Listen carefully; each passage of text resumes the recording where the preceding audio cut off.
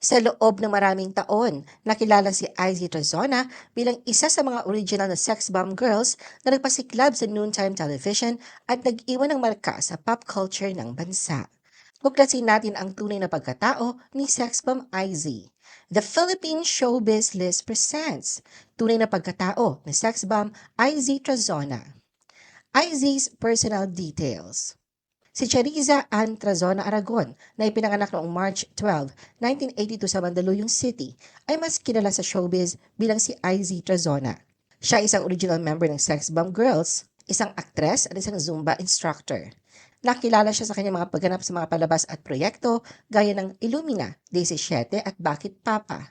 Isa na ngayong ina ng 4 na anak si Izzy. Noong 2002, isinilang niya kanyang pangalan na si Andre Tazona na ang biological father ay si Michael Arapeles, ang founder ng dance group na Philippine Island Assassins. Ang kanyang pangalawang anak na si Yana ay bunga ng kanyang pagsasama sa asawa niyang si Alvin Aragon, isang dating starstruck Avenger. Ikinasal sina Izzy at Alvin noong February 2012. Ang bunso naman nilang anak si Zoe Aragon na nakikita ng maraming may potensyal na maging isang future endorser. Sa kasalukuyan, nananatiling aktibo si Izzy sa larangan ng Zumba dancing, kung saan patuloy niyang ibinabahagi ang kanyang hilig sa sayaw, kalusugan at positive energy. Izzy's first child came out as a drag queen. Naging usap-usapan si Andre matapos siyang mag-out at ibinyag ang kanyang passion sa drag kasama ang kanyang drag alter ego na si Sofia. Habang malawak ang suporta na natatanggap ni Andre mula sa LGBTQ community at sa kanyang mga fans, umani naman ang atensyon online ang pag-aalala at reaksyon ng ina niya si Izzy. Ibinahagi ni Izzy ang kanyang saloobin bilang isang ina at ang kanyang pag-aalala para sa kapakanan ni Andre. Samantala, nagsalita na rin si Andre at inaming kahit sinubukan niyang protektahan ang kanyang ina mula sa mga bashers, kailangan niya maging tapat tungkol sa kakulangan ng suporta ni Izzy sa kanyang identity. Noong January 2025, tuluyang nagsalita si Andre na ngayon kilala na bilang si Sofia tungkol sa kalayaang natagpuan niya sa pagtanggap sa kanyang tunay na pagkatao. Izzy reunited with the Sex Bomb Girls at the concert. Walang sino man na nakapaghanga sa bugso ng damdaming bumalot sa Get Get Out Concert Round 4 na ginanap kamakailan sa SM Mall of Asia Arena. Ang gabing inaasahang puno ng saya ay nauwi sa isang sandaling hindi malilimutan. Isang sorpresa na tumagos hanggang sa puso ng mga manonood. Bigla at hindi inaasahan ang paglitaw ni Izzy Trazona sa stage, isang revelasyon na ikinagulat hindi lamang ng audience kundi maging ng kanyang mga kasamahang sex bomb girls. Ayon kay Rochelle Pangilinan, una nilang inakala na may seryosong aberyang naghanap.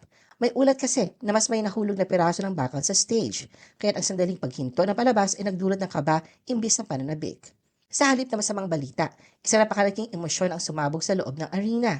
Nang lumitaw si Izzy, agad na umalingaw-ngaw ang palakpakan at sigawan ng tuwa mula sa mga manonood. Makikitang hindi napigilan ng mga sex bomb girls ang kanilang emosyon mula sa pag-aalala, naging pagkagulat hanggang sa matinding saya at ginhawa nang tuluyang maunawaan ng lahat ang nangyayari. Sa gitna ng luha, inamin ni Rochelle na matagal na niyang tinanggap sa sarili na baka hindi na agad mangyari ang muli nilang pagsasama sa stage. Ipinahayag niya ang kanyang kahandaang maghintay basta't dumating ang panahong muling makakasama nila si Izzy.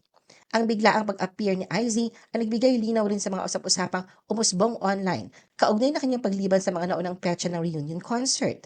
Ilang linggo bago ang concert, naging viral ang sunod-sunod na post ng isang fan na nagtatanong kung bakit wala si Izzy sa reunion. Bagamat pabirong tono ang mga post, muli itong binuksan ang matagal ng usap-usapan tungkol sa kanyang desisyong umatras sa grupo. Kalaunan, mismong si Izzy ang sumagot sa mga komento sa Facebook. Anya, as far as I know, wala naman pong masama mag-work na marangal for my family. Ang pagzumba, simpleng buhay, simpleng trabaho.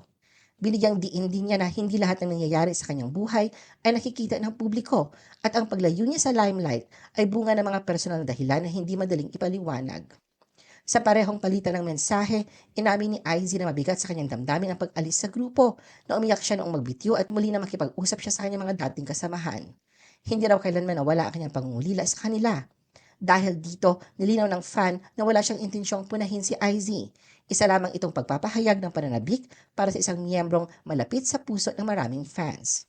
Matatanda ang noong 2010, iniulat na umalis si Izzy sa grupo matapos maging miyembro ng Victory Church.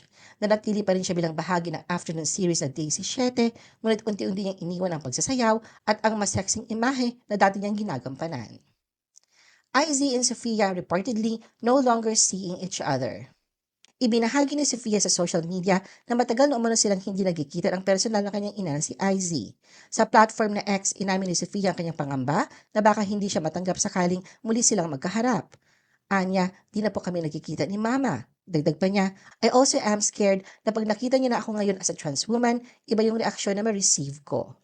Ayon kay Sofia, ayaw niyang balikan ang tinawag niyang dark place na kanyang buhay. Ang panahong nagsisimula ang alitan nila ng kanyang ina kaugnay na kanyang gender identity. Anya, labis ang lungkot na dulot ito sa kanya dahil hindi na siya kakadalo sa mga gatherings ng pamilya sa panig ng kanyang ina tulad ng mga reunion at kaarawan. Sa tuwing sinusubukan daw niyang pumunta noon, pakiramdam niya ay siya ang sentro ng usapan at nagiging target ng pagkakaisahan. Sa huli, nalinaw ni Sofia na iisa lamang ang hinihiling niya, pagkilala at pagtanggap, wala ng iba. Sa hiwalay namang post sa Instagram, ibinunyag ni Sofia na nakatakda siyang sumailalim sa isang malaking operasyon kaugnay na kanyang transition bilang trans woman na inaasahang mangyayari sa loob ng susunod na buwan. Samantala, nagsalita na rin si IZ hingga sa kumalat na post ni Sofia nagsasabing hindi na sila nagkikita. Ayon sa ulat, na-interview si IZ matapos ang kanyang guesting kasama ang asawang si Alvin sa programang Fast Talk with Boy Abunda. Tinanong siya kung totoo bang wala na silang komunikasyon ng kanyang anak, isang pahayag na ikinagulat umano niya. Giit ni IZ, hindi raw ito totoo dahil kamakailan lamang ay nagpalitan pa sila ng mensahe. Anya, hindi ko alam kung bakit kailangan niyang gawin yon. Not true po. Huli pa nga raw siya nakatanggap ng mensahe mula kay Sofia, nagsasabing proud ito sa kanya, lalo na sa paninindigan niya at sa pagdalo niya sa Round 4 reunion concert ng Sex Bomb Girls. Batay rin sa kanyang naging pahayag, tila nagulat si IZ sa revelasyon ng anak tungkol sa planong operasyon kaugnay ng transition nito na inaasahang mangyayari sa March 2026. Ano ang masasabi mo sa video na ito? Mag-like o mag-react at huwag mahiyang mag-comment. For our YouTube viewers, huwag kalimutan mag-subscribe at i-hit ang notification button. At para sa aming Facebook viewers, mag-like at follow sa aming Facebook page para updated ka sa mga showbiz chika. Thanks for watching!